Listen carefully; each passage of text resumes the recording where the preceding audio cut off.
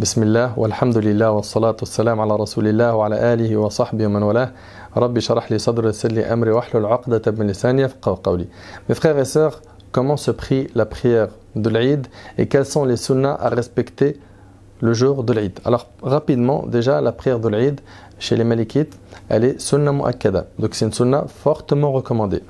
Également, quand on parle de Salat al-Eid, on doit rappeler aussi aux musulmans qu'ils ne doivent pas y aller seuls, sans leurs épouses et leurs femmes. Prenez avec vous vos femmes, prenez vos enfants, afin de leur faire vivre ce moment d'union, ce moment spirituel, ce moment qui est très fort, ce moment qui est marquant. Cette prière-là, mes frères ainsi que vous, mes sœurs, elle se prie en accomplissant 2 rak'at. On commence d'abord par la prière, puis après on fait le discours de l'Eid. Contrairement à la Jumu'ah, où on fait d'abord le discours, puis après la prière. Là, pour ce qui est de Salat al-Eid, on fait d'abord la prière, 2 rak'at, puis après cela, on a le discours. Concernant cette prière, on ne fait ni adhan, ni iqama pour l'accomplir. Donc il n'y a pas d'adhan à faire, ni d'iqama. Et il y a 12 takbirat à respecter dans l'école malikite. Donc il y en a 7 dans la première, en comptant takbiratul ihram, c'est-à-dire que on va dire Allahu Akbar la première fois pour entrer dans la salat, puis 6 fois par la suite, on va dire Allahu Akbar, ce qui fera un total de 7. 7, c'est-à-dire takbiratul ihram plus les 6 takbirats qui viennent juste après. Ça fait 7 pour la première raka'a. Ensuite, on accomplit la raka'a comme une prière normale. Et on se relève de la prosternation. Après avoir dit takbir pour se relever de la prosternation, une fois debout, on reprononcera 5 fois le takbir avant de réciter la Fatiha. D'accord? Donc 7 fois avant la Fatiha dans la première raka'a et 5 fois avant la Fatiha dans la deuxième raka'a, ce qui fait un total de 12 takbirat. Rapidement, pour qu'on fasse très vite, une fois que la personne a terminé la salat, il y a le discours. Dans ce discours-là, contrairement à la Jumu'ah, la personne peut ne pas y assister, c'est pas obligatoire, mais il est fortement recommandé que les personnes y assistent afin de bénéficier, de profiter du rappel de l'imam et de vivre ce moment fraternel qui est très très très fort.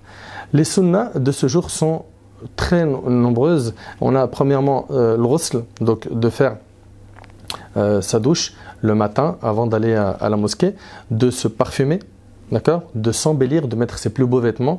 Donc l'homme mettra ce qu'il a de plus beau, la femme mettra les vêtements qu'elle a l'habitude de mettre. Donc on s'embellit, on met des vêtements de préférence si on peut, qui sont vraiment beaux, neufs, etc. Il est recommandé également, mes frères et sœurs, avant de sortir pour Eid al-Fitr, de manger quelques dates. Et pour ce qui est de Eid al-Adha, ce qui est recommandé, c'est de manger de la bête que l'on a sacrifiée, donc ne pas manger avant la prière de Eid al-Adha. Puis on va à la mosquée à pied si on peut, d'accord, si on peut. On prend un chemin pour l'aller et un autre pour le retour. De même, ahbab al-karam, parmi les choses qui sont recommandées, c'est at-takbir. C'est takbir, c'est-à-dire tu vas aller à la mosquée, Allahu Akbar, la ilaha illallah, Allahu Akbar, wa lillahi alhamd.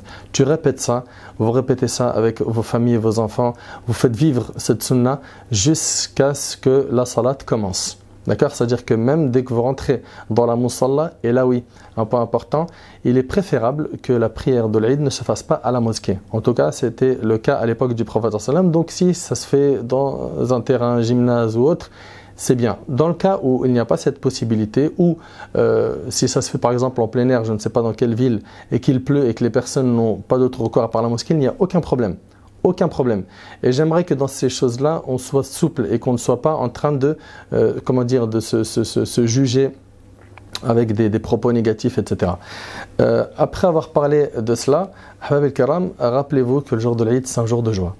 C'est un jour de joie et il est important de faire ressentir la joie aux membres de notre famille, à nos enfants, à nos épouses, vous, mes sœurs, à vos maris. Faites que ce jour-là soit un jour de joie. Offrez des cadeaux à tous ceux que vous aimez dans la mesure du possible selon vos capacités, vos moyens.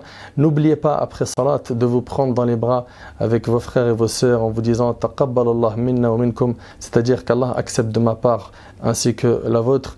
Ghafarallahu lana wa lakum, qu'Allah me pardonne ainsi que vous. Saluez-vous, et c'est ce que nos ancêtres faisaient, rahimahumullah.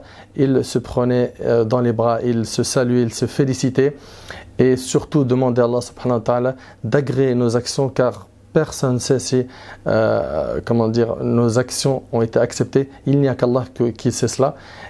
Soyons soucieux de l'après-Ramadan. On a mis le paquet pendant Ramadan, ou la moitié du paquet, où certains étaient très fragiles. Après Ramadan, il faut une constance. Il ne faut pas tout abandonner, il ne faut pas tout lâcher. Les bonnes habitudes qu'on a pu prendre pendant Ramadan, il faut qu'on les fasse durer par la suite.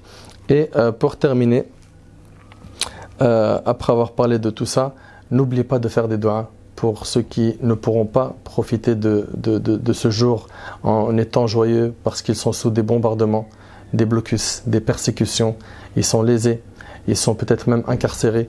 Donc invoquons Allah subhanahu wa ta'ala ce jour-là, qu'il soulage les blessures de certains de notre communauté, et ne soyons pas égoïstes, ne pensons pas qu'à nous, faisons en sorte qu'on pense à autrui, même le jour de joie, on pense à nos frères et à nos sœurs qui sont lésés partout dans le monde. Qu'Allah tabaraka wa ta'ala fasse que ce jour soit un jour de joie, un jour béni pour l'ensemble des musulmans, et qu'Allah tabaraka wa ta'ala soulage nos frères et sœurs qui souffrent partout dans le monde.